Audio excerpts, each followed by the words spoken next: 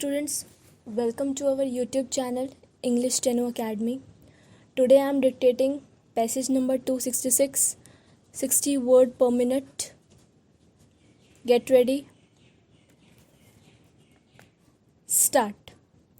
Sir, I am extremely grateful to all those honorable members who have participated in this discussion and made a number of very valuable suggestions. Mr. Chavan started the debate by raising the issue of globalization and liberalization. This is the theme which has been reiterated by a number of honorable members of this House. Sir, when we took office in March 1998, in our first incarnation, we did not get a clean slate to write upon. There was a lot which was already written on that slate.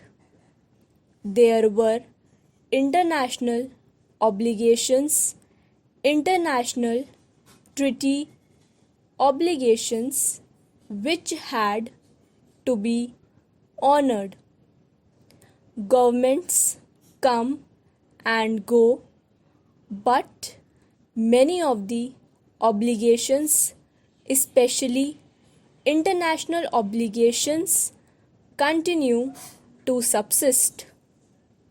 The most potent instrument of globalization or of the new form of globalization is supposed to be the WTO. I was a member of this House in those days.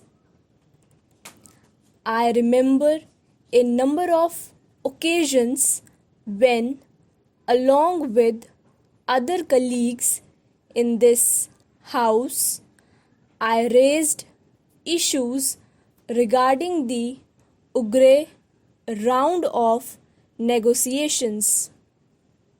But the then government did not pay any heed to my repeated alarms. The result was that Dunkel proposals were imposed on us. The Dunkel proposals were so dangerous that I remember, out of sheer agitation, I travelled 250 kilometers on a bicycle with some friends of mine from my party. We stopped at every village, every marketplace, and every town on the way and told the people about the danger of the proposals formulated by Mr. Dunkel.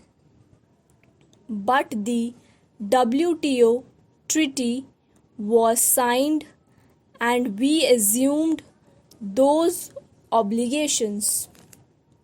Today, we have been accused of removing quantitative restrictions. We have been accused of opening up the economy of the country for imports from other countries. Sir, a reference has been made to 714 items from which quantitative restrictions have been removed this year.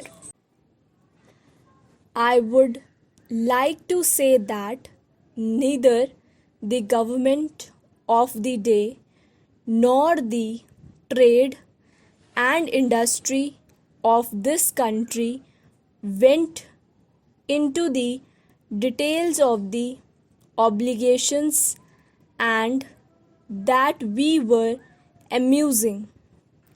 Nobody really studied as to what the implications of the WTO treaty would be.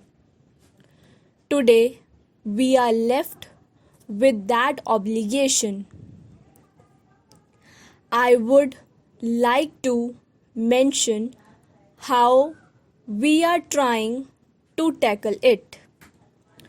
So far as the removal of quantitative restrictions is concerned, it is not a sin which has been committed by this government for the first time.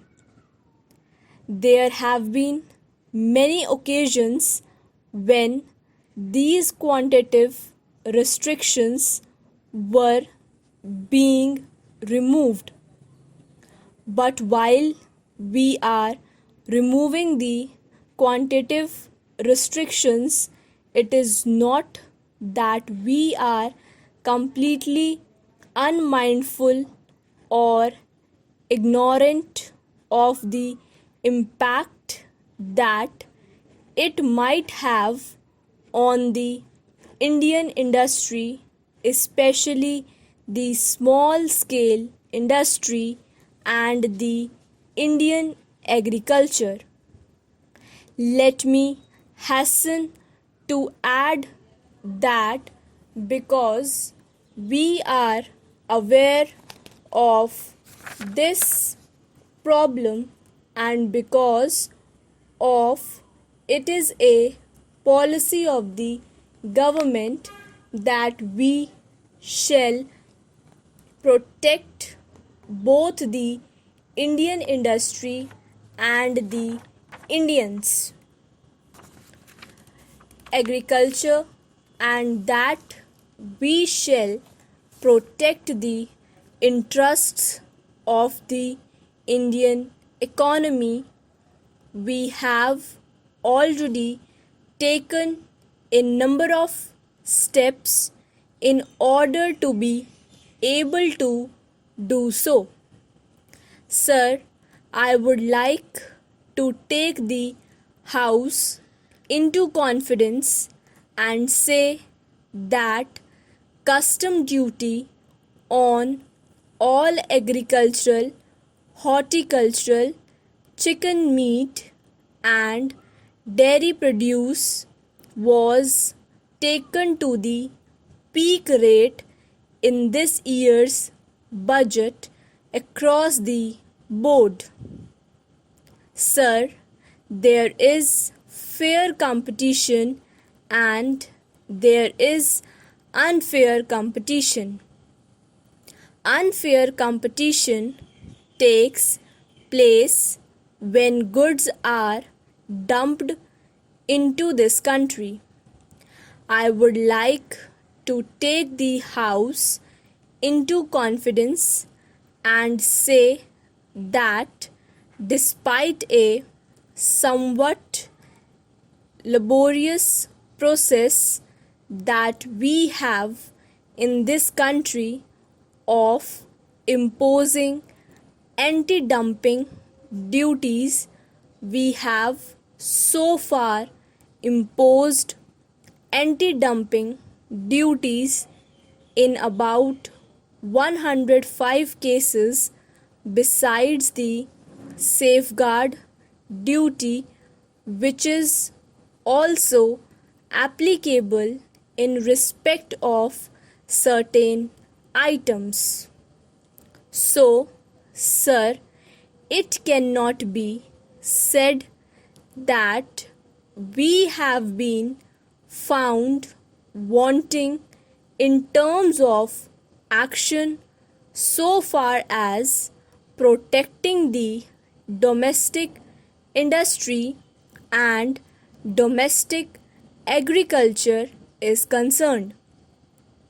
I would like to once again reiterate that whenever we receive a complaint that any sector of our industry or any sector of our agriculture is being affected adversely by imports, we will be taking this step. Now, as far as globalization is concerned, our policy will continue to be to integrate with the respect of the world. It will be our policy to protect the interests of this country and not take any steps which will comprise the interests of this country.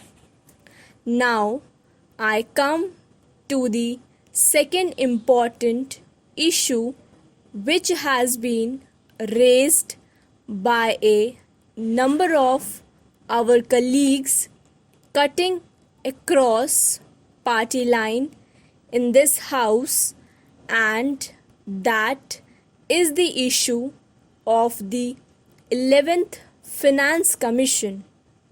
Sir, we are all aware that the Finance Commission is constituted every 5 years under the provisions of the Indian Constitution.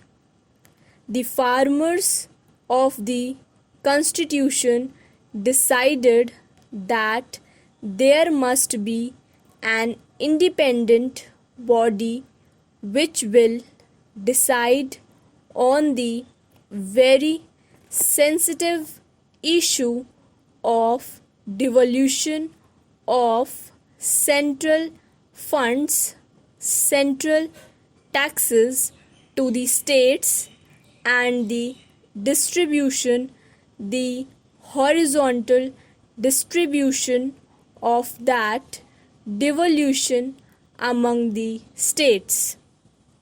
So, basically, what the Finance Commission decides is in regard to how much of the central taxes should be developed to the states and how the monies thus available should be distributed among the various states. Full stop.